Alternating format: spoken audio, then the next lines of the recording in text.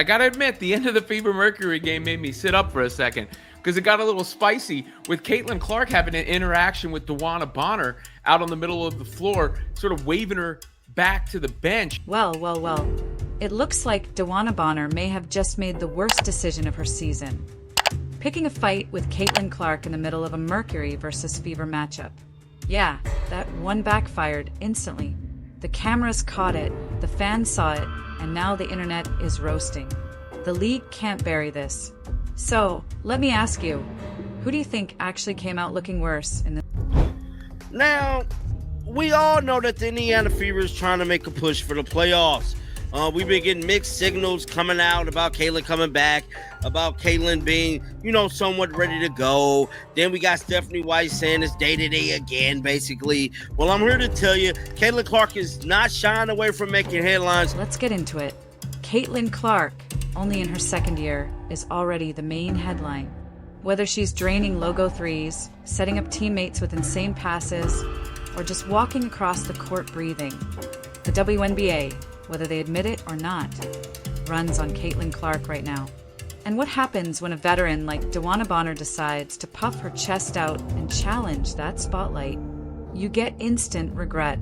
You get the kind of viral clip that follows her all season long. Because Caitlin Clark knows how to turn these little battles into big storylines. And trust me, the fans eat it up. At this point in time. But that interaction stood out to me for a couple of reasons. I mean, number one, obviously, is the history there, where Dewanna Bonner was on the Fever for a cup of coffee and then winds up on the Mercury. Before the season, Caitlin Clark said she wanted to win a ring for her, right? She said, I want to win for her. And Caitlin Clark went out of her way to also, shine light on how Dewanna Bonner had risen up to the top of, near the top of the all-time WNBA scoring ranks. And then, The Fever were already under pressure heading into this Mercury matchup. The season's been a roller coaster with injuries piling up, coaches playing the day-to-day guessing game, and fans feeling like they need a medical degree just to figure out who's actually available to play. Caitlin Clark has been in and out of practice. Chatter about groin and ankle tweaks constantly swirling, and the debate over whether she should be eased back or thrown straight into the fire hasn't stopped. It's been exhausting. And then, right in the middle of that, Bonner decides it's the perfect time to square up with Clark. Perfect timing, right? Bonner's no rookie. She's been in this league long enough to understand how narratives work. But here's the thing, when you go at Caitlin Clark, you're not just going at another player. You're going at the fan base, the cameras, the reporters, the endless highlight accounts that will clip, repost, and meme your worst second over and over again. And that's exactly what happened here. Bonner thought she was showing toughness, proving the Mercury wouldn't let the Fever walk in and push them around. Instead, what people saw was a vet trying way too hard to intimidate the one player who already draws more attention than half the league combined. 4.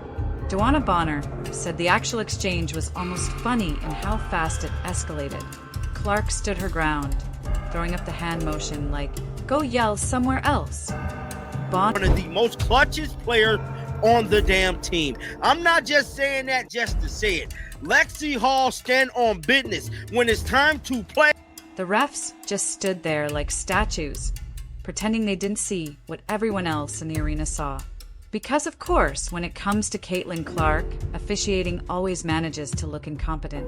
Whether it's ignoring hits to the head, swallowing the whistle on obvious fouls, or calling her for phantom travels. The refs seem allergic to handling Clark games fairly. But in this moment, the silence of the whistle only made Bonner look worse, and fans noticed. The instant the clip hit Twitter, or sorry, X, but we're all still calling it Twitter, it exploded. Fever fans pointed out how ridiculous it was. Clark defenders said, "Here we go again, another vet trying to bully Caitlin." Even Mercury fans were scratching their heads, wondering why Bonner picked this fight in the first place.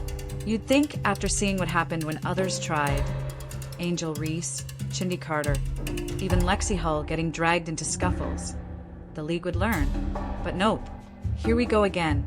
Another welcome to the WNBA moment for Clark, except she's not a rookie anymore. She's in her second season. And at this point, it's not hazing, it's desperation. Because here's the reality. The Mercury know their window is closing. Diana Taurasi isn't getting younger, and Bonner herself isn't exactly in the future cornerstone category anymore. The Fever, on the other hand, have Clark, Aaliyah Boston, and a young core that, if managed right, could dominate for the next decade. That scares veteran teams. That makes them lash out. And when Clark doesn't back down, when she gives the talk to the hand treatment in front of a packed arena, it's embarrassing. It's instant regret. Because the clip doesn't make Bonner look tough, it makes her look rattled. The irony? The Fever still lost the game. And yet, by the end of the night, no one was talking about the score. No one mentioned how Phoenix spread the scoring around with 5 players in double figures. Nope. The entire conversation was Clark versus Bonner. That's the Caitlin Clark effect in real time. You can outscore the Fever. You can win the standings battle. But if Clark gives you that one viral moment, the win belongs to her. She controls the narrative and the league knows it. Let's talk about Lexi Hull for a second, because if there's one Fever player who truly deserves credit in this chaos, it's her. She logged 35 minutes, scored 18 points, and still managed to lock down defensively while the rest of the roster crumbled around her. Hull isn't always the one filling up the scoreboard, but when the game is tight, she shows up. And the irony? While Bonner was busy trying to rattle Caitlin Clark, it was Hull who kept giving Phoenix problems. But of course, nobody sees a highlight reel of that. What everyone sees is Bonner looking pressed, while Clark casually waves her off. And that takes us to the Fever's coaching. Stephanie White, what's going on? You can't keep dropping winnable games, especially when the other team is stacking 5 players in double figures. That's not one mismatch. That's not one hot hand. That's your entire defensive scheme falling apart. Fans are tired of the same recycled lines about day-to-day and one step at a time. At some point, the excuses run out. While White juggles rotations, injuries, and media pressure, she's also watching her players get sucked into petty sideline beefs that steal the spotlight. The funny part, Clark didn't even need to score 30 to win the night. All she did was wave Bonner away and the cameras did the rest. That's power. That's influence. And that's why every veteran who thinks they can teach her a lesson ends up regretting it. You can foul her, shove her, trash talk her, but she's still the headline. And no matter how much some executives wish otherwise, the WNBA can't hide it. Fans online summed it up perfectly. Congrats, Dewanna. You just gave Clark another viral clip. And they're right, because whether Bonner likes it or not, this fuels the Fever fan base. It fuels Clark, too. She thrives on the pettiness, the doubters, and the so-called welcome to the league moments. Every time it happens, her brand grows stronger, while veterans end up looking bitter, gatekeeping a league that badly needs fresh eyes and new fans. And speaking of fans, the Fever crowd has become louder, more unified, and more fed up with the nonsense. They've watched Clark take cheap shots all year. They've watched refs swallow whistles while she gets shoved to the floor. And now they're watching a veteran try to big dog her, only to end up embarrassed. So what do fans do? They flip it into fuel. They blow up the clip, push it into trending feeds, and turn Bonner's act into a meme. That's instant regret in real time.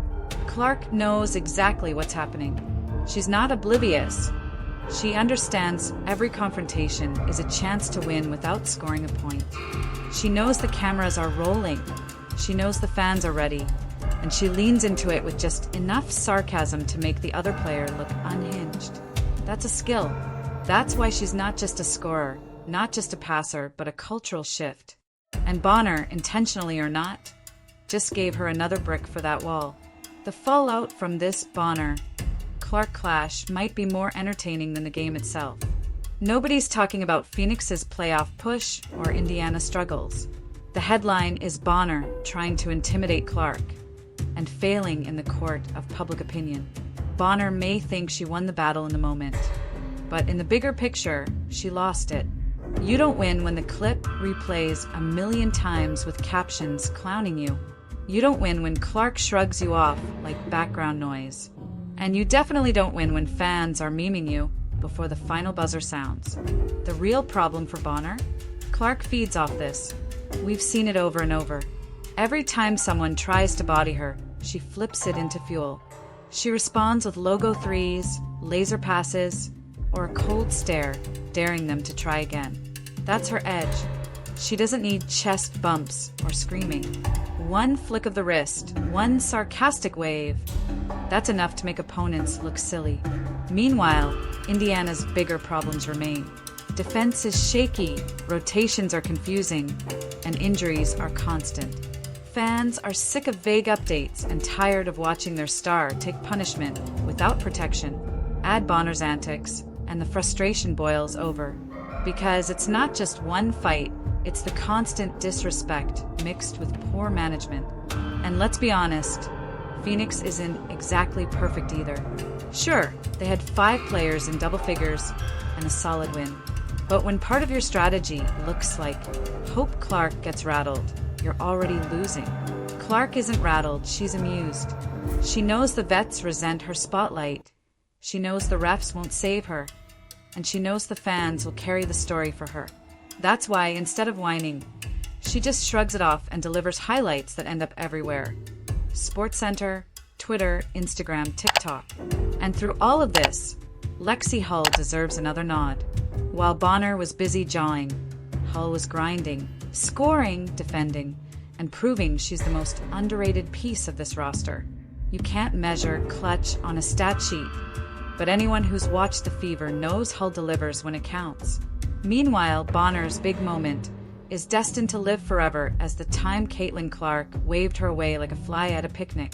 That's not legacy, that's meme material. So yeah, instant regret. Bonner thought she was making a statement, but the only statement fans heard was, Caitlin Clark owns the spotlight. And that's the WNBA's reality right now. Clark is the main character whether players like it or not. And the harder they push back, the bigger she becomes.